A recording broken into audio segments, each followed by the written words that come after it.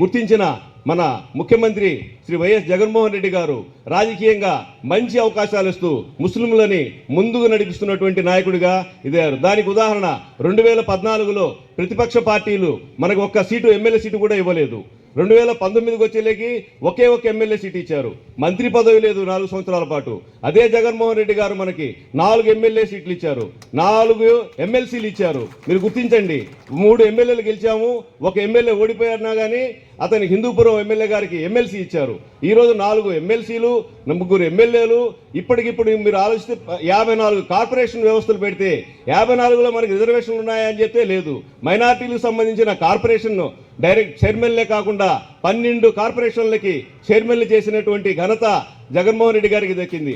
ఎందువల్లంటే మన సమస్యలు ఏమన్నా మాట్లాడే ప్రతినిధులు మనకు కావాలని చెప్పేసి, ముస్లిం జనాభా దామాషా ప్రకారం రాజకీయంగా చైతన్యం కల్పించాలని చెప్పేసి వీళ్ళని ఓటు బ్యాంకుగానే కాదు, మేము వాళ్ళని సామాజిక రాజకీయ ఆర్థిక అభివృద్ధిలో తోడుగా నిలబడాలి, నా బీసీలు, నా ఎస్సీలు, నా ఎస్టీలు అంటూ జగన్మోహన్ రెడ్డి గారు మరో ముందడిగేసి మనకి ఇచ్చినటువంటి రాజకీయ అవకాశం కూడా బ్రహ్మాండమైనది, ఒక గొప్ప సదవకాశం. సోదరులారా గుర్తించండి, ఇప్పటికిప్పుడు ప్రకటించిన ఎమ్మెల్యే స్థానాల్లో ఇప్పటికే 5 ఎమ్మెల్యే స్థానాలు ప్రకటించి ముందు వరుసలో దేశ చరిత్ర ఏమో కానీ ఆంధ్ర రాష్ట్ర చరిత్రలో ఉమ్మడి ఆంధ్రప్రదేశ్లో కూడా అన్ని సీట్లు ఇవ్వలేదండి మనకి.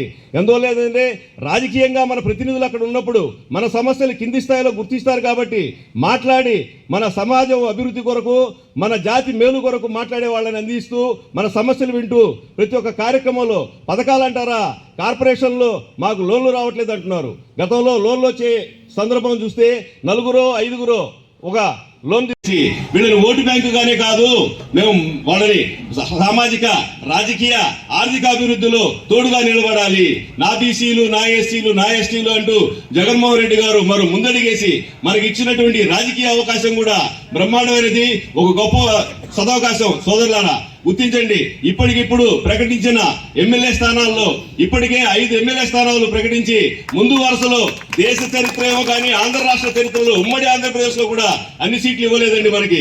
ఎందువల్లేదంటే రాజకీయంగా మన ప్రతినిధులు అక్కడ ఉన్నప్పుడు మన సమస్యలు కింది స్థాయిలో గుర్తిస్తారు కాబట్టి మాట్లాడి మన సమాజం అభివృద్ధి కొరకు, మన జాతి మేలు కొరకు మాట్లాడే వాళ్ళని అందిస్తూ మన సమస్యలు వింటూ ప్రతి ఒక్క కార్యక్రమంలో పథకాలు అంటారా, కార్పొరేషన్ లో మాకు లోన్లు రావట్లేదు అంటున్నారు. గతంలో లోన్లు వచ్చే సందర్భం చూస్తే 4 5 ఒక లోన్ తీసుకొని సబ్సిడీ లోన్లు పొందేవారు. ఇప్పుడు చూడండి, ప్రతి ఇంటికి 45 సంవత్సరాల దాకా మహిళలకి 18,750 రూపాయలు ప్రతిసారి పథకం వస్తుంది, అమ్మఒడి వస్తుంది.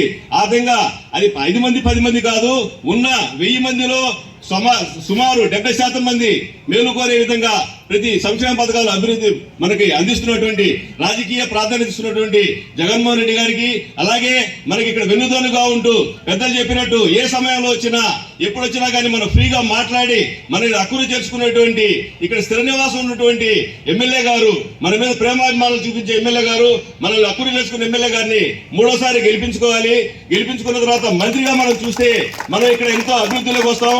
శ్మశాన అభివృద్ధి చూసాం మనం, మనకి ఏ కార్యక్రమం కావాలి, ఇందాక సిమెంట్ రోడ్డు గురించి ఒక మాట అన్నావాళ్ళే చెప్పారు.